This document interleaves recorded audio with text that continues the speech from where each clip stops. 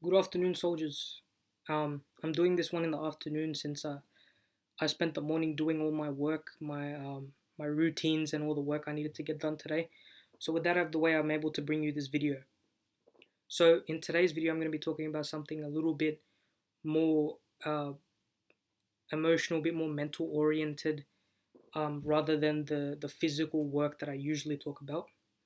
And I want to preface this video by saying I'm not a medical professional or a licensed coach, so please take whatever I say with a grain of salt and not as fact. It may not work for you and it may not be practical advice for everyone. I'm just sharing what's good for me.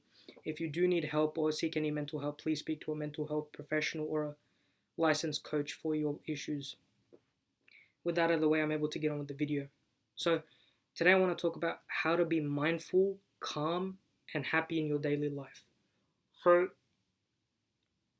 for me, this can be done in four ways: understanding your emotions, meditation, gratitude journaling, and cold showers. This is how you become a more disciplined and calm, reasonable person, and you'll be able to enjoy your discipline journey. And you'll find that you'll become more happy, grateful, and mindful along the way, and you become an all-around happier and more joyful person. So the first step in doing this is understanding your emotions at any given moment. So when you are feeling angry, sad, fearful, anxious, upset, what I want you to do is stop for a second, analyze the emotion you're feeling, understand what it is and where it's coming from. And then using your knowledge to understand the stimulus. Where is this emotion coming from? What is it? Where what does it want me to do? What action does it want me to take? By understanding your emotions, you're already one step ahead. You know what it is and you know what you have to do. So then take the step and do it.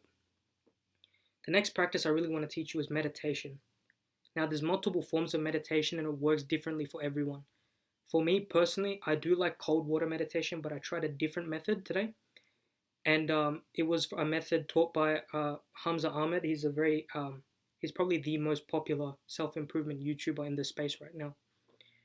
And his method of meditation is in four steps. One, sitting down and closing your eyes in a quiet room. Two, focusing on a specific point on the surface of your body. Me personally, I like to focus on the center of my nose as it allows, because it's like the center of your face, so it allows me to focus on one pinpoint on my body. I focus on that.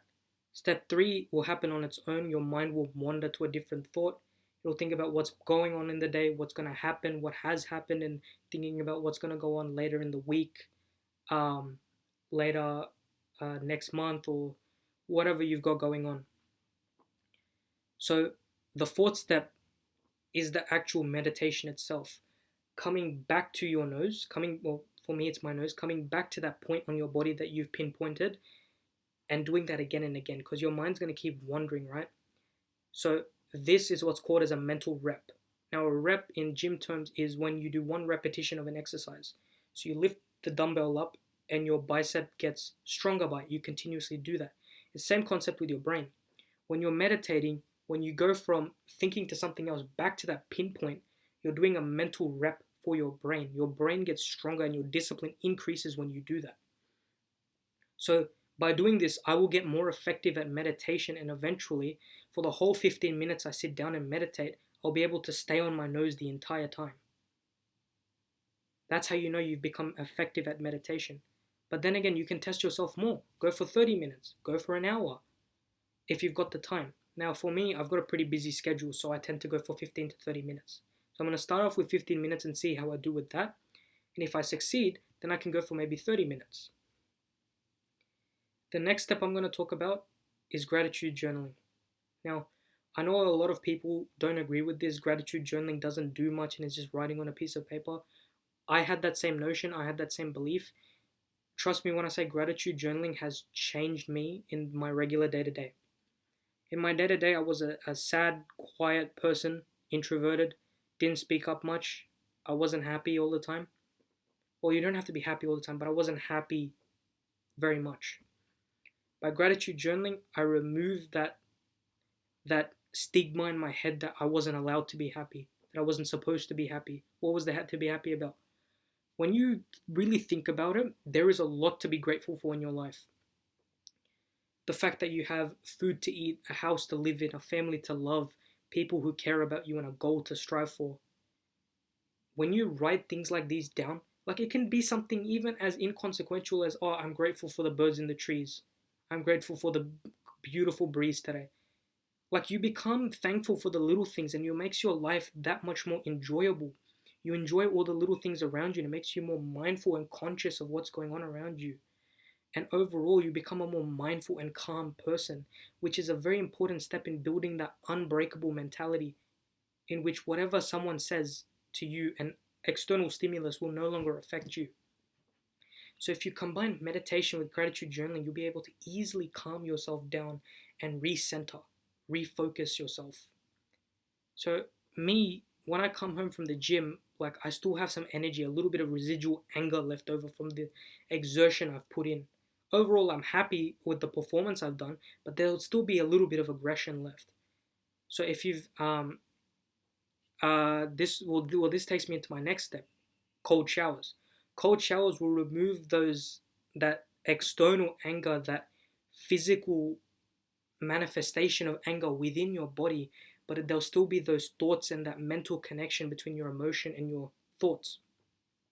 To remove that, you need to do gratitude journaling and meditation. But to remove that physical stimulus, that sweat, your muscles aching and tensing, and that residual emotion left in your body, cold showers will completely remove that. It's like cleaning away the anger from the gym, cleaning away those emotions you felt during that time, and recenters you and refocuses you to be mindful in the morning. By practicing mindfulness with these 4 steps in the morning, or 3 in the morning, and then this 4th one, understanding your emotions at any given time, you will become a mindful, calmer, determined, and more disciplined person. Not relying on emotions, like on feeling and understanding your emotions, but not relying on them as guidance, as driving forces. Your discipline and your focus needs to be your guide. And if you can become mindful and recenter your mind at any given moment, at any given time, you'll already be a step closer to completing your discipline journey, because mindfulness is a tool I've discovered which will be instrumental on this journey. And I'll continue to share with you how my meditation's changing, how I'm getting better at it. I'll continue to show you how effective gratitude journaling is, and I'll continue to show you how understanding your emotions is. And cold showers for me is just enjoyable in general. Like I've done cold showers for like 2 years now, and I can just say that I enjoy them heaps. Cold showers remove so much stress from my mind and I'm able to calm down quickly because of them. I highly recommend doing it. If not cold, then maybe going for a room temperature shower. Like, we should not be showering with hot water every day. Hot water is meant for calm and relaxation, but you want calm and relaxation with a hint of focus, something that can refocus you into what you need to do. And cold showers is the exact tool for that. So if you combine these 4 aspects, your discipline journey will be a much easier experience, because not only are you mindful, you're focused, and your discipline skill gets worked as well. And if you're consistent with it, it becomes a skill, it becomes a habit. And what I'm hoping is these things will become habit to the point where I'm literally just doing them in my morning routine. Right now I have to, remind myself like, oh, you need to go do these things before you can start the work. I want it to be to the point where like it's like brushing my teeth in the morning, like going to the toilet in the morning. Like these habits, these healthy habits, I want to become part of my normal life. Like to be entered into the unconscious mind where it's like almost lizard brain, where I know like, oh yeah, I gotta go brush in the morning. Yeah, I gotta go to the toilet in the morning. Yeah, I gotta go to bed at night. Yeah, I gotta eat at this time, I'm hungry. Like that lizard brain part of your head, that needs to be entered in there. That's when it becomes a habit. When your lizard brain, your deep primal instinct brain realizes that, yeah, this is what I do every day. It's just life now. The unconscious mind. When you enter these good habits into your unconscious mind, you will succeed. These are habits for success. These are habits that billionaires use. These are habits that all the successful people around the world use. Meditation and mindfulness, those who have succeeded, those who continue to succeed, And so by implementing these habits into your life, you will find success too. Now, I'm not saying that just by doing these, you'll find success. These are steps, these are helpful tools. You need to have your drive, you need to have your vision, you need to have your deep work that you're putting in. And for me, I have all of these things. Now that I've included mindfulness into the mix, it's another perfect ingredient for the success that I'm brewing. A cool little analogy for you. So with that, I leave you with this advice. I hope you use it if you can, if it's applicable to you. For real mental health advice, please speak to a professional there. And as always, remember to live a life that's truly masculine and practice discipline, please. Thanks.